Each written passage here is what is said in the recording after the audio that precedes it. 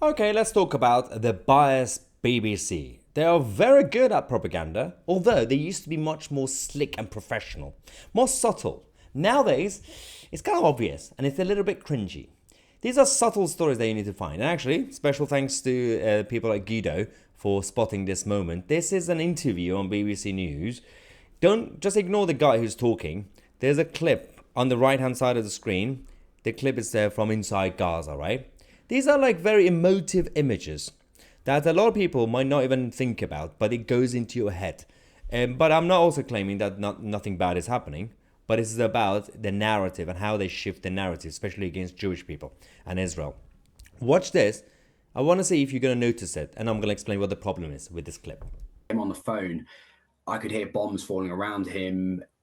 You could just quite hear the fear in his voice, even though he was trying not to let on. You could just tell the uncertainty of what was going to happen. So there is chaos, absolutely. But you see that within a few seconds. What do you think? How does it feel? If you don't, if I mean, I would told you to pay attention to it, but for those who are just watching it passively, they would see chaos. Everything's everywhere. People are everywhere. But that footage, I'll show it to you again. It's interesting how focused it was. There was a kid there holding a Quran in the middle of chaos, holding it to the top of his head, and the cameraman slowly, very dramatically moving from this side to that side. A very great angle. You can see people over there. It's about creating emotive motions. It's about propaganda. It's not as it seems. It's not chaotic. It's not the cameraman just running around just without even having any plans of showing the chaos. It's very focused. This is how they do it, by the way. And right now, it could be about the Palestinian cause. And it might be something you like. You might be on this side of the argument. It doesn't matter. But one day they'll do it against you.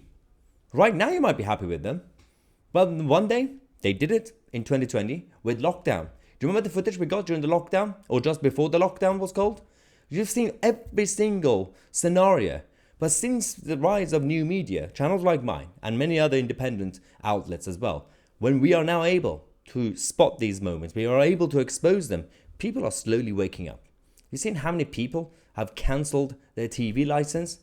There is a reason for that. The BBC are losing their focus when it comes to propaganda.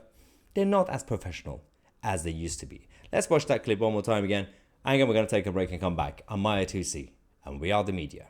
Him on the phone, I could hear bombs falling around him. You could just quite hear the fear in his voice, even though he was trying not to let on. You could just tell